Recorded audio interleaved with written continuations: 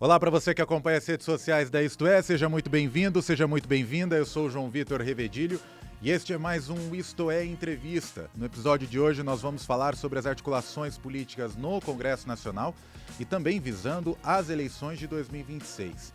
Além disso, nós vamos falar sobre as federações. Vários grandes partidos estão se unindo para evitar atingir a cláusula de barreira imposta para as eleições do ano que vem. Paralelo a tudo isso, a gente vê também uma forte pressão no Congresso Nacional para a criação da CPMI do INSS, que pode atingir o governo Lula e também gestões anteriores. Para comentar tudo isso e também dar a sua opinião aqui no Isto É Entrevista, nós convidamos o senador, presidente do Progressistas e ex-ministro da Casa Civil no governo Jair Bolsonaro, o senador Ciro Nogueira. Senador, muito obrigado pela sua presença aqui no Isto É Entrevista, seja sempre muito bem-vindo. Muito obrigado, João. Prazer estar com vocês. Espero que a gente possa utilizar esse espaço para poder esclarecer um pouco o que acontece em Brasília, da nossa vida, do que a gente pensa sobre o país nos próximos anos. E eu já vou começar até nesse último tema que eu falei, que é a CPMI do INSS, que é um tema que está ainda pegando muito forte em Brasília nas últimas 3 semanas. Eu queria saber do senhor o seguinte: a CPMI, ela deve... grande maioria dela, quem assina é a oposição, pouquíssimas pessoas da base, inclusive quem protocolou foi a senadora Damares Alves, que é uma bolsonarista de carteirinha, né? O senhor avalia que essa CPMI, ela deve focar apenas nos desvios da gestão atual ou deve considerar anteriores desde 2016? E qual que é o impacto que o senhor acredita que essa investigação pode ter no futuro do INSS e também em relação à aposentadoria dos beneficiários? Perfeito. Olha, eu já estou fazendo agora 30 anos de mandato em Brasília, já vivemos diversos períodos de escândalos, desvios, corrupção, mas na minha vida, te garanto, eu nunca vi um escândalo dessa proporção e atingindo pessoas vulneráveis como se aconteceu, né? As pessoas perderam completamente o limite. A pessoa ser capaz de entrar na aposentadoria de um velhinho, de uma pessoa idosa, de um incapaz, tirar, que ganha um salário mínimo e tirar ali 40, 50 reais, sem essa pessoa saber, utilizando a boa-fé, utilizando a inocência das pessoas, eu não consigo imaginar um crime mais hediondo que esse, não consigo. Então, se você me pergunta quem deve ser investigado, é tudo, independente se é governo Bolsonaro, se é governo Temer, se é governo Lula, e que eles sejam punidos e execrados publicamente, seja quem for, doa quem doer. Eu não tenho dúvida que se essa CPMI for esclarecida, o mais rapidamente possível, essas pessoas, que eu acho que inclusive tem pessoas com mandato, né, vão ter que pagar exemplarmente por esse crime que cometeram contra o povo brasileiro, contra os aposentados, no seu momento mais difícil, quando eles mais precisam.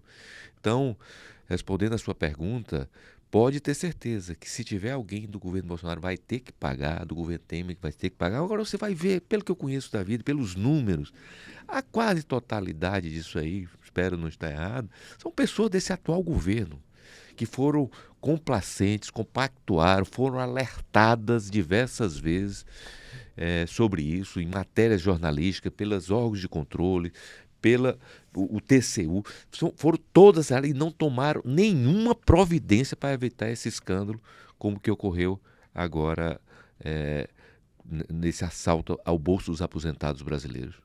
O governo ele tenta ali, em meio dessa CPMI, as negociações, inclusive o presidente do Congresso, Davi Alcolumbre, deve ler o relatório, na verdade o requerimento de criação da CPMI na sessão do próximo dia 27, prevista no dia 27, né, correto? Na sessão do próximo dia 27. Eu queria saber do senhor o seguinte: o governo ele tenta usar os postos-chave, né? Está tentando a presidência da comissão e também a relatoria, que por enquanto a mais cotada é a deputada Tabata Amaral do PSB de São Paulo. O que pode ser feito? O que a oposição pretende? O senhor, como um dos expoentes da oposição, líder da minoria no Senado Federal, pretende conter essa tentativa de avanço do governo nas negociações com o Davi Alcolumbre e também o impacto, claro, obviamente, disso daí? Olha, primeiro depois você me cobre se eu vou estar errado. Eles não vão deixar ler no dia 27. Essa sessão aí vai acabar sendo adiada. Espero que está errado, mas eu erro muito pouco nas minhas previsões, porque o governo está apavorado com essa epidemia. Porque a maior dificuldade do governo vai ser encontrar pessoas que queiram participar para defender o indefensável. Eu até duvido muito que essa jovem deputada, que eu tenho admiração por ela, tenha coragem de ir para proteger quem roubou aposentado. Porque ela tem eleição no próximo ano e o voto dela é muito de opinião. Eu duvido que ela se preste a um papel desse de proteger bandidos que assaltaram aposentados no país. Mas vamos aguardar. Então, se eu chegar hoje, meu partido tem algumas pessoas que apoiam o governo, infelizmente. Se eu mandar o governo hoje escolher dentro do meu partido pessoas para indicar para a CPI, para ir defender isso, eu tenho certeza que ele não acha uma pessoa. Isso eles não vão achar gente no MDB, no PSD, no Republicano, no PL nem se fala. Não vão achar. Isso é que vai ser o pavor desse governo. Porque você vê a CPMI de 8 de janeiro, tinha pessoas contra e a favor, tinha gente ali que ia para embate ideológico e tal. Essa aí, a pessoa ir proteger quem roubou aposentado, eu quero ver quem vai ter coragem, a não ser que ele não vai disputar a eleição no próximo ano. Antes de eu entrar na próximo tópico que eu queria falar, que era a Federação do Progressistas com a União Brasil, eu queria entrar numa análise em relação a essa força de poder, né? O senhor mesmo acabou de dizer, parte do Progressistas faz parte da base do governo, uma parte minoritária, mas ainda faz uma parte. A mesma situação a gente encontra no União Brasil, no PSD e no Republicanos, também no MDB. Como é que está essa força? Porque o governo ele consegue emplacar algumas das principais pautas, mas parece que o Congresso ele está cada vez mais conservador e ele está tentando ali, o governo tenta dar uma equilibrada. Como que está essa disputa de forças ali entre governo e oposição? Como é que o senhor avalia isso daí? O governo hoje está completamente esfacelado a sua base política. Não tem base política mais, exceto as pessoas do PT, do PSB, do PCdoB. É muito difícil hoje a construção de uma base política, até no MDB, que é o partido mais governista desse partido de centro. É muito difícil hoje, porque quanto mais próximo a eleição está chegando, mais essas pessoas vão ser cobradas. E hoje a forma de fazer política, depois que chegou o presidente Bolsonaro, das redes sociais, da prestação de contas permanente, isso criou uma cobrança muito na atuação. Antigamente, há 15, 20 anos atrás, quando eu cheguei no Congresso, há 30 anos atrás, ninguém nem se lembrava quem era o deputado que tinha votado. Hoje, no segundo seguinte que eu faço uma votação, eu tenho críticas ou aplausos na minha rede social, no meu WhatsApp. Então, isso, a cada dia que passa, as pessoas que... Nós elegemos um Congresso que 2/3 não tinham menor afinidade com o governo. Esse é um problema da nossa Constituição, que nós elegemos o Congresso no primeiro turno e no segundo turno o Executivo. Então, nós elegemos um Congresso conservador e depois elegemos um presidente de esquerda. Então, isso cria uma diferença muito grande ideológica, né? Então, mesmo aqueles deputados que precisam do governo para levar emendas, liberar verbas, e agora com o Congresso empoderado, o governo não tem capacidade de criar identidade com o Congresso Nacional. Então, hoje a situação, você vai ver nas matérias aí que o governo, bom, e o governo criar um aumento de imposto, alguma matéria impopular aí, para você ver a quantidade de deputados que eles vão ter apoiando essas medidas. Eu vou manter mais ou menos nesse assunto, até porque a gente já falou, o Progressistas ele firmou federação com a União Brasil. A presidência vai ser dividida entre o senhor e o Antônio Rueda, que é o presidente do União. Só que ambos os partidos têm ministérios. O Progressista tem o Ministério do Esporte com o ministro André Fufuca. O União Brasil tem o Celso Sabino no turismo, além de 2 postos-chave que foram indicados pelo Davi Alcolumbre, que é o Valdez Góes do Desenvolvimento Regional e também agora o ministro das Comunicações. Como que fica a relação de ambos os partidos agora, fazendo essa federação, como que fica essa relação com o governo? E principalmente como que ele equilibrar essa convivência, visto que, por exemplo, Celso Sabino é um cara que, por conveniência, obviamente, como ministro, se tornou um cara mais governista e tentou ali influenciar até a retomada do União Brasil no Ministério das Comunicações. Como que fica essa convivência? Olha, não existe convivência. Da cúpula dos 2 partidos não existe. Tanto o Rueda quanto eu, a gente pensa muito, tem muita sinergia no que isso foi uma das coisas que facilitou a federação, né? O ACM Neto, que influencia, o Arthur, que também ajudou nessa construção. Eu acho que nós temos uma decisão já tomada que não vamos apoiar o PT em 2026. Isso é impossível de acontecer. impossível de acontecer. Se nós não vamos apoiar o PT, nós vamos ter que ir para a candidatura de centro-direita, que é o que nós estamos defendendo aqui no país. Né? Ou até podemos até compor a chapa, tem a candidatura do Caiado, da Tereza, que pode se tentar viabilizar, que eu desejo que eles possam receber o apoio do presidente Bolsonaro. Eu acho que se tornariam candidatos competitivos. Então é uma decisão que nós vamos ter que tomar. Nós temos algumas etapas para ser cumprida na federação. A federação está anunciada, mas ela ainda não está sacramentada, porque estamos agora discutindo o estatuto para depois aprovar nas convenções. Logo após as convenções que nós iremos fazer, que eu espero que em 2, 3 meses a gente possa estar com isso sendo sacramentado, eu vou defender, isso é uma posição pessoal minha. E acho que existe muita aceitação do Rueda quanto a isso, de nós levarmos para as bancadas a decisão de sairmos do governo. Essa é a minha vontade, eu espero. Lógico que isso aí não é uma decisão pessoal minha, nem do Rueda, nós temos que aprovar no diretório, nas coisas, porque eu acho que não tem sentido se você não vai estar com um partido no próximo ano.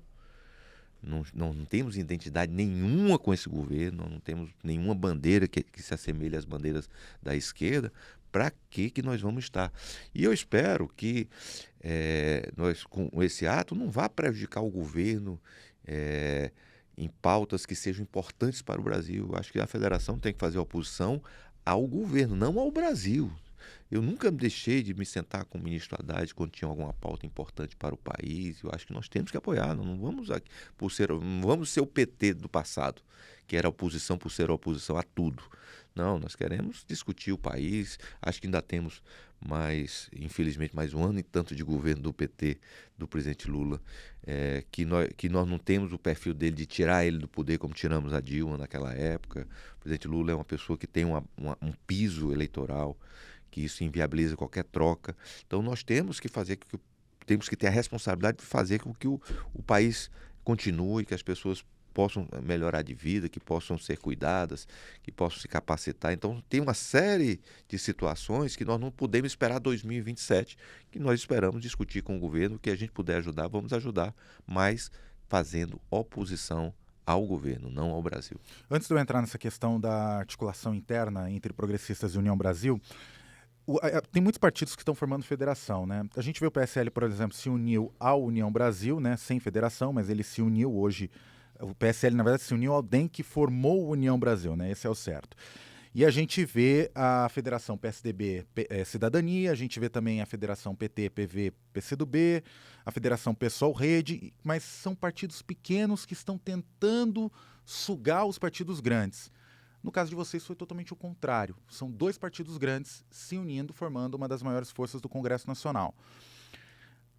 Há um enfraquecimento, uma preocupação muito forte do enfraquecimento dos partidos individualmente nos próximos anos, porque a gente vê uma movimentação do senhor e do Rueda, mas a gente também está vendo uma movimentação do MDB e do Republicanos, e também de outros partidos.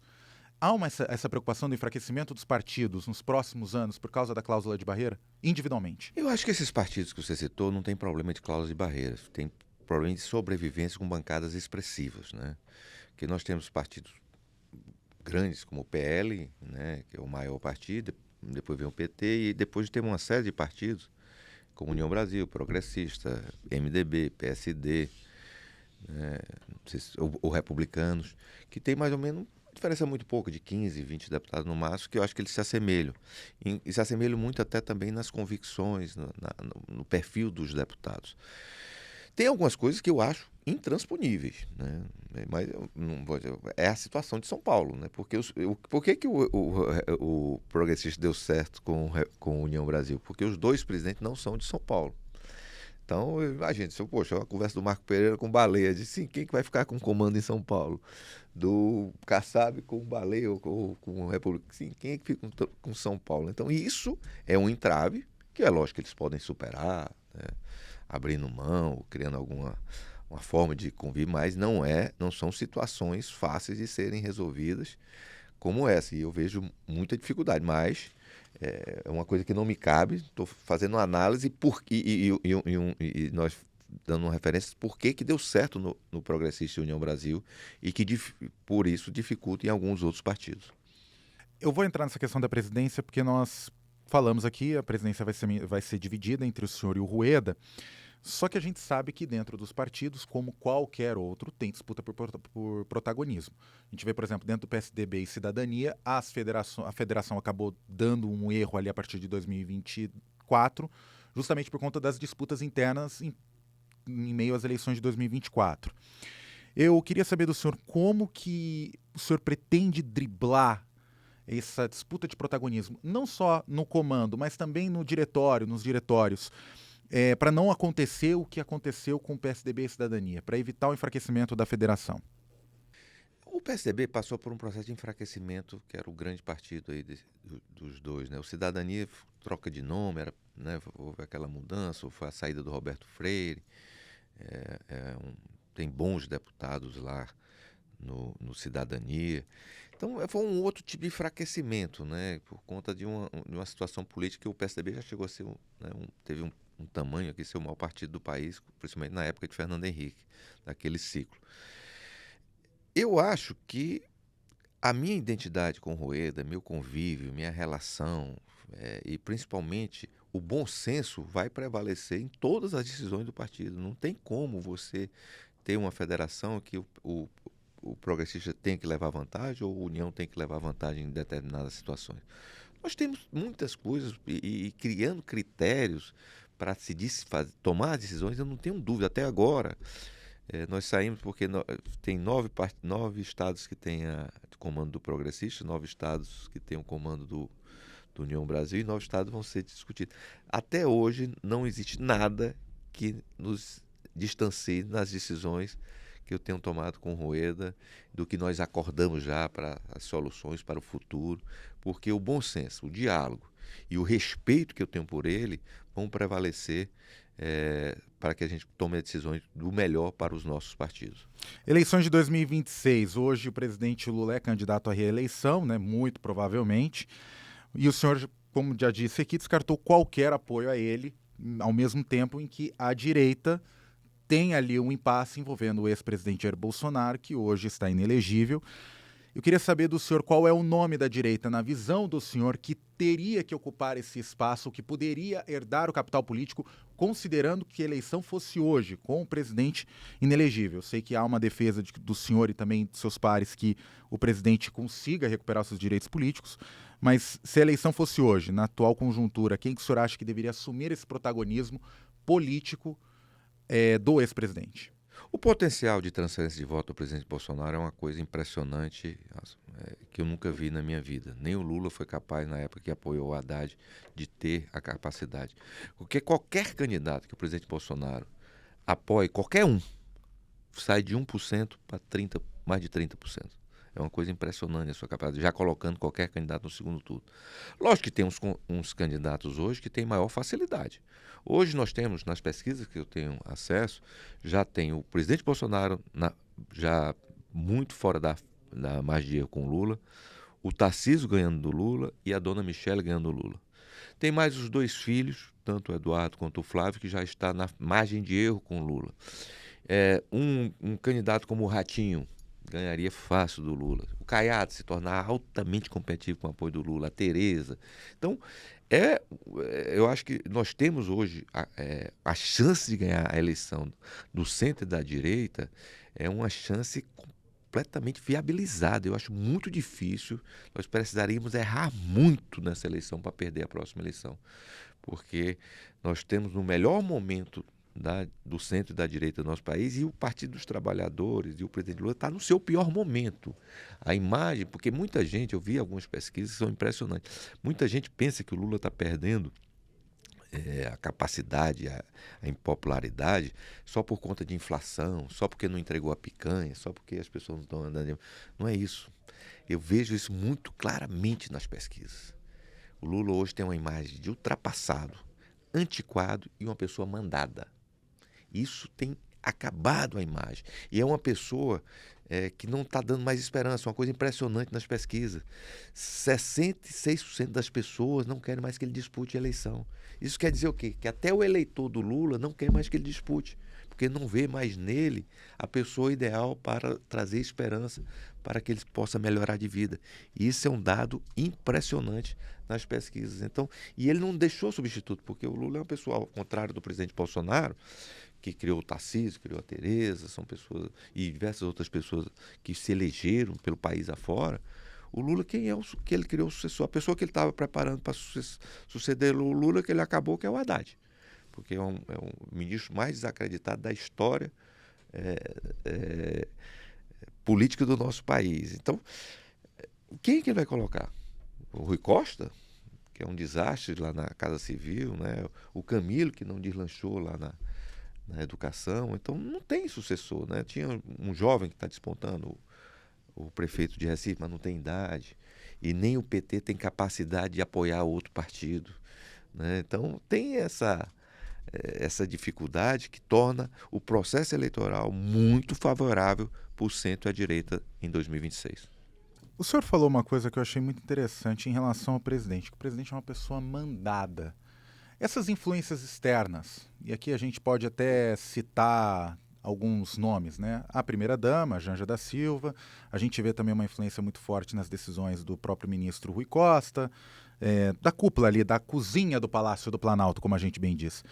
O quanto que o senhor acredita que essa falta de independência do presidente, se é que o senhor acredita que tem isso, prejudica o mandato no modo geral?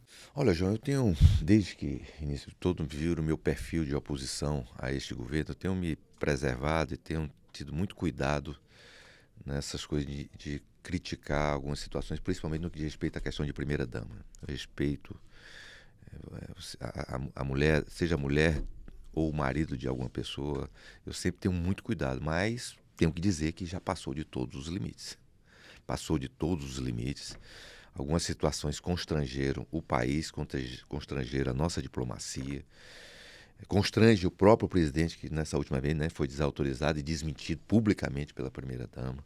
Então, eu acho, espero, eu que tenho um carinho pelo presidente Lula, um respeito por ele, que ele reveja essa posição. Não tem mais cabimento. O Brasil elegeu o Lula, não foi a Janja.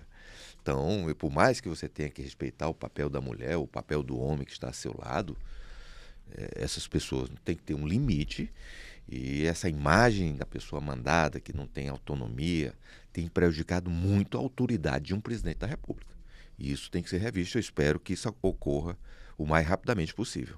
Vou voltar no tema eleição, porque o senhor citou o governador de São Paulo, Tarcísio de Freitas, o senhor citou também a ex-primeira-dama Michele Bolsonaro. Tarcísio ou Michele, qual que seria o nome certo para assumir esse protagonismo? Já que o senhor colocou esses dois nomes, porque a gente vê uma força muito grande do Tarcísio e também um investimento muito forte até do Bolsonaro. A Michele, por sua vez, não tem uma experiência política, ela nunca foi candidata e está sendo cotada ali para o Senado no Distrito Federal. Quais desses dois nomes o senhor avalia como um nome correto, um nome que poderia ser o mais forte para a direita na eleição presidencial? Olha, eu tenho dito que o melhor candidato para nós disputarmos a eleição chama-se Jair Messias Bolsonaro. Esse aí, eu vou lutar até o fim, para que ele seja candidato e seja corrigida essa injustiça de um homem público que está liderando as pesquisas, que tem a vontade do povo escolhê-lo, deixar de ser candidato porque fez uma reunião com embaixadores. Isso aí é uma coisa que as pessoas ainda não caiu a ficha. Isso não foi discutido aí com as pessoas, que as pessoas não acreditam que isso possa ocorrer. Eu sei que existe todo um processo jurídico para impedir a sua candidatura, mas vamos até o fim tentar reverter. Até eu acho que a última pesquisa que eu soube, o Bolsonaro já está 12% à frente do Lula. Eu acho que com esse escândalo do INSS vai piorar ainda mais a situação do Lula. Se ficar muito claro que o povo quer a volta de Bolsonaro, é muito difícil impedir que isso ocorra. Se isso não ocorrer, se isso infelizmente não ocorrer, eu acho que quem vai fazer a escolha é ele. Lógico que aconselhado por mim, por outras pessoas que possam ajudá-lo a fazer essas escolhas. E eu acho que o leque não se restringe só a Tarcísio e Michele, né? Tem os dois filhos, que são dois grandes nomes, e a gente vê isso nas pesquisas. Tem o governador Radinho, tem o governador Caiado, tem o Zema, que é outro grande governador, tem a ministra Tereza. Eu acho que a pessoa que for capaz de ter a identificação maior com o projeto político do que nós queremos fazer pelo país, terá o meu apoio total mas o apoio decisivo vai ser do presidente Bolsonaro. E eu queria exatamente falar do Caiado, porque o Caiado foi uma das pessoas que internamente se posicionou contrário à federação entre União Brasil e Progressistas, até porque ele, ali internamente, alguns aliados falam que ele se sentiu apagado com a possibilidade de ser candidato à presidência da República, né, que é o principal vislumbre dele. O senhor acredita que ele pode ter realmente essa chancela do presidente Bolsonaro para ser candidato? Ele poderia ter essa potência com o apoio do Progressistas ou até mesmo a indicação do vice vindo do Progressistas? Como é que ficaria essa negociação? O senhor acredita que ele tem essa força para ser um nome competitivo na disputa do Palácio do Planalto? Olha, o governador Caiado, pela notícia que eu tenho, é o melhor governador da história de Goiás. Se colocar, ele está entre os 3 ou 4 melhores governadores do Brasil.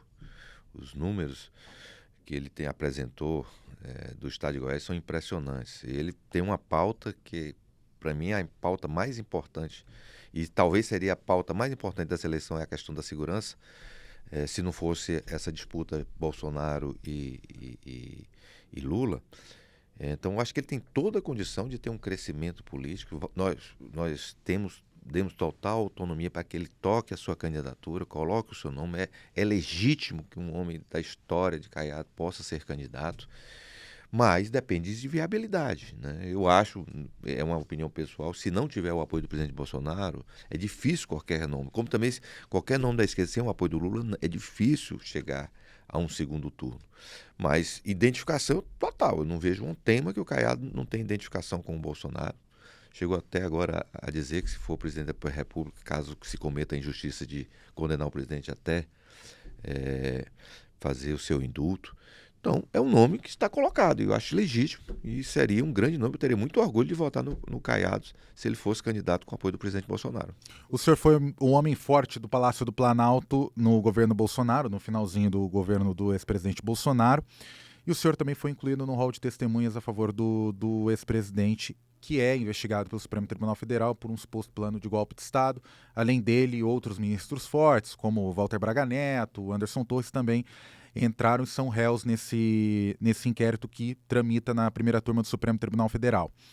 Na época, como eu disse, o senhor era ministro da Casa Civil, e eu queria saber do senhor o que aconteceu naquele momento, porque a PGR afirma e coloca isso dentro do inquérito da Polícia Federal, dentro das investigações, que sim, o presidente Bolsonaro se reuniu com os militares e, principalmente, houve ali até uma tentativa, a Polícia Federal deixa muito claro isso no inquérito entregue à PGR, que o senhor foi uma das pessoas que tentou demover o presidente Bolsonaro de qualquer tentativa de falar de aceita a derrota e monte uma oposição forte no Congresso Nacional. Inclusive, até colocando aqui, aquele anúncio feito pelo presidente, na época, que eu lembro muito bem, já cobria Brasília, foi muito creditado ao senhor, aquela coletiva que foi dada na sequência. O que aconteceu nessa época? Houve realmente essa reunião? O senhor tem essa informação? O senhor tem informação de que houve alguma tentativa? O senhor chegou a conversar com o presidente após a derrota? E o que conversou? Olha, eu estou muito feliz de ter sido convidado pelo presidente Bolsonaro para dar esse depoimento. Eu espero que esse depoimento seja um dos mais importantes e mais esclarecedor da inocência do presidente Bolsonaro, porque é impossível um homem que tem 30 anos de mandato, com a minha experiência, com a minha dedicação, que chegava no Palácio do Planalto antes das 8 horas e só saía do Palácio do Planalto depois das 22 horas. Todos os dias, que recebia o presidente todos os dias quando ele chegava no gabinete para me reunir diariamente com ele. Acompanhava todas as grandes decisões. Não ter visto nada disso. Não ter tido um momento, algumas dessas situações, e nem ter sido citado em alguma situação dessa. Como é que o ministro da Casa Civil não foi citado em nada e teve uma tentativa de golpe? Isso é impossível de ter acontecido. E eu presenciei algumas situações que foram muito importantes. E o ponto mais difícil dessa discussão toda foi quando estava tendo a greve dos caminhoneiros. Que é ali que eu me preocupei, porque ia ter um caos, as pessoas iam ficar sem combustível, sem alimentos, os hospitais iam parar com falta de oxigênio, os aeroportos estavam parando. Se o Bolsonaro tivesse vontade de fazer golpe, de tentar, aquele era o momento perfeito.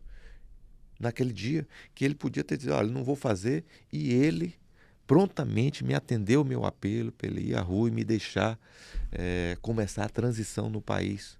A transição do país. Ele, no momento que ele se sentiu muito injustiçado, e foi injustiçado nessa eleição, com algumas decisões do TSE, que nos prejudicaram muito na eleição, e aquilo foi muito importante para o resultado eleitoral, ele se sentiu com esse conflito enorme que tinha, com esse sentimento de injustiça, era o momento ideal, e ele não fez. Me autorizou, e no dia que ele me autorizou, não criou o menor obstáculo para que a gente pudesse fazer a transição. Ele nomeou os comandantes militares do Partido dos Trabalhadores, nos autorizou a fazer isso. Então, a Casa Civil como um todo passou a trabalhar dia e noite para essa transição. Então, eu quero prestar esse depoimento para esclarecer esses fatos e trazer a razão e a verdade para que a gente possa inocentar esse grande brasileiro que é o presidente Bolsonaro.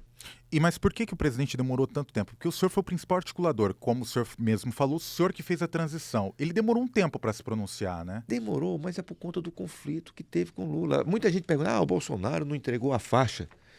João, nós vamos receber essa faixa do Lula. Duvido se ele for entregar.